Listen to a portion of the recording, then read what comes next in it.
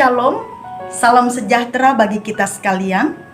Bapak, Ibu, saudara-saudara yang terkasih, nas firman Tuhan yang menjadi renungan harian bagi kita hari ini Jumat 15 Januari 2021 diambil dari Kisah Para Rasul pasal yang ke-13 ayat yang ke-16 sampai ayat yang ke-25.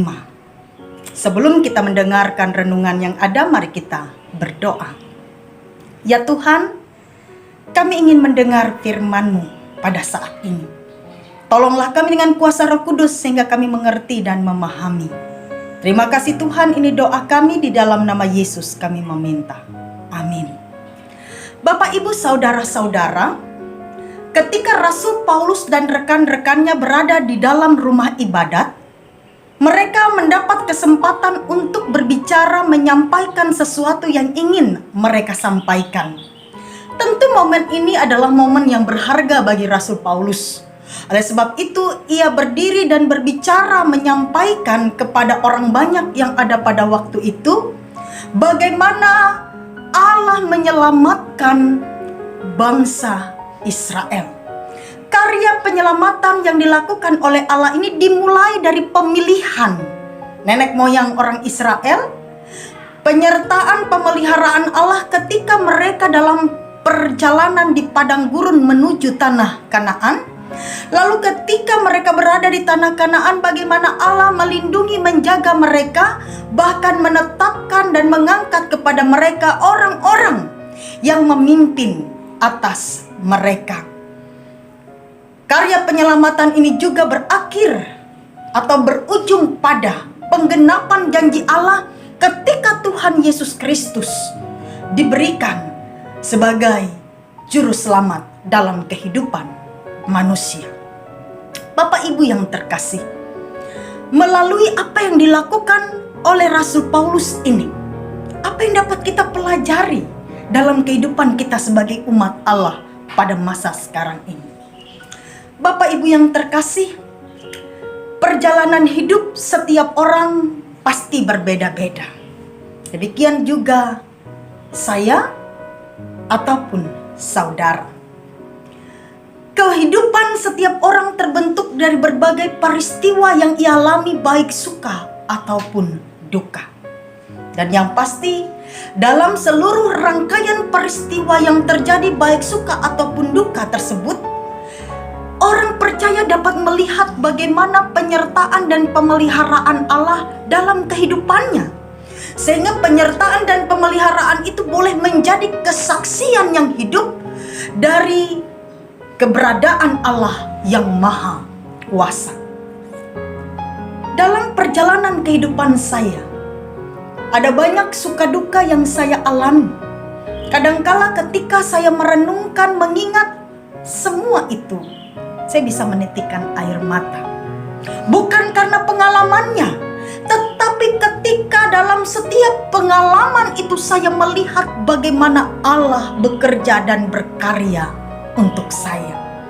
Itu memberi rasa haru, rasa sukacita, rasa syukur yang begitu luar biasa. Jadi ketika Rasul Paulus menggambarkan keberadaan hidup orang Israel atau bangsa Israel dan bagaimana perjalanan hidup mereka di mana Allah memelihara, menyertai dan menuntun mereka, Rasul Paulus hendak menyatakan betapa Allah yang Maha Kuasa adalah Allah yang setia. Ia menggenapi setiap janji yang telah Ia berikan kepada nenek moyang Israel dalam kehidupan mereka melalui penyertaan dan pemeliharaannya sampai pada generasi-generasi bangsa Israel selanjutnya. Bahkan karya penyelamatan itu Ia genapi dengan mengutus Tuhan Yesus Kristus dalam kehidupan manusia. Bapak, Ibu, saudara-saudara yang terkasih, hari ini kita memasuki hari yang ke-15 di tahun 2021. Ada banyak hal yang sudah terjadi di sepanjang 15 hari perjalanan kita. Ada suka, ada duka yang datang silih berganti selama ini. Di tahun 2020 ada COVID yang melanda dunia. Dan COVID ini terus berlanjut sampai tahun 2021. Beberapa hari yang lalu kita mendengar kabar berita jatuhnya pesawat Sriwijaya yang memakan banyak korban, dan sesuai dengan pemberitaan yang ada tidak ada satupun korban yang selamat. Media massa, televisi dipenuhi dengan berbagai berita. Bahkan ada di antaranya yang menampilkan kenangan-kenangan dari para penumpang selama mereka hidup, ketika mereka hidup, untuk ditayangkan kembali sebagai pengingat. Juga bagaimana suasana duka yang dirasakan dan dialami oleh orang-orang yang ditinggalkan, yang kehilangan.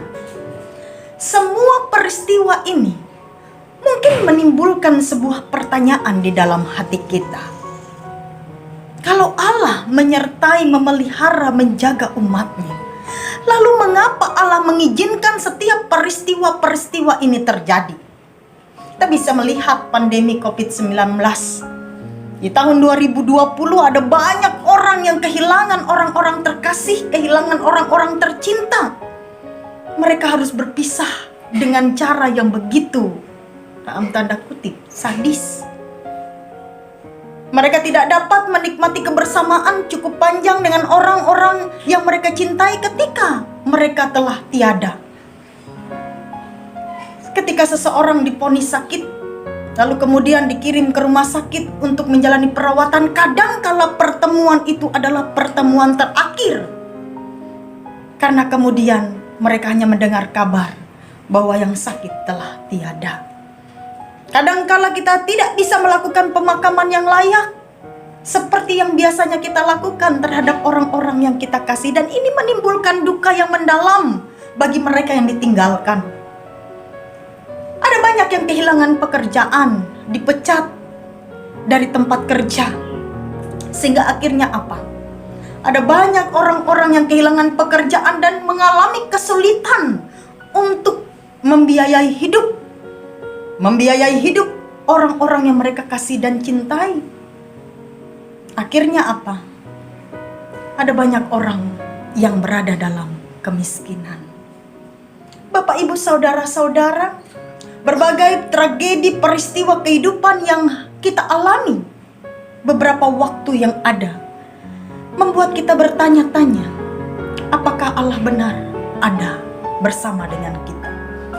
Masih terngiang tema Natal tahun 2020 yang mengatakan bahwa Allah adalah Allah yang Immanuel, Allah yang menyertai, Allah yang beserta kita, Allah yang dekat dengan kita. Kenyataannya ada berbagai peristiwa tragis kita alami dan harus kita lalui. Mungkin setiap pertanyaan itu tidak dapat kita jawab. Ia tersimpan sebagai sebuah rahasia yang tidak mampu kita ungkap. Tetapi Bapak, Ibu, saudara-saudara yang terkasih, Allah yang telah memelihara bangsa Israel, Allah yang disembah oleh Rasul Paulus, oleh orang-orang yang ada pada waktu itu di dalam Alkitab, Allah yang kita sembah sampai pada saat ini adalah Allah yang sama. Ia berjanji menjaga, menyertai, dan Ia menunjukkan penyertaan dan pemeliharaannya dalam kehidupan secara manusia. Jika Ia mengizinkan sesuatu yang berat, sesuatu yang rumit terjadi dalam kehidupan kita, maka satu hal yang harus kita lakukan adalah bukan mempertanyakan kenapa, tetapi mempersiapkan hati kita untuk tetap mempercayai Dia. Penyertaan pemeliharaannya sempurna dalam hidup kita dan Ia setia. Ia tidak pernah ingkar janji, Ia pasti akan menepatinya. Sekali lagi tanggung jawab kita adalah tetap mempercayai Dia. Sehingga apapun peristiwa hidup, baik suka ataupun duka, itu tidak membuat kita kehilangan iman kita kepadanya. Biarlah apa yang disampaikan oleh Rasul Paulus tentang kesaksiannya bagaimana Allah memelihara kehidupan umat Israel. Bagaimana Allah sabar terhadap keberadaan umat Israel. Itu juga boleh menjadi kesaksian yang menguatkan iman kita bahwa Allah juga memelihara, menjaga kehidupan kita, umatnya. Selamat menjalani hari, menapaki kehidupan yang masih Tuhan percayakan. Selamat berpengharapan di dalam Tuhan. Selamat mempercayai Allah yang setia dalam hidup kita. Tuhan Yesus memberkati. Amin.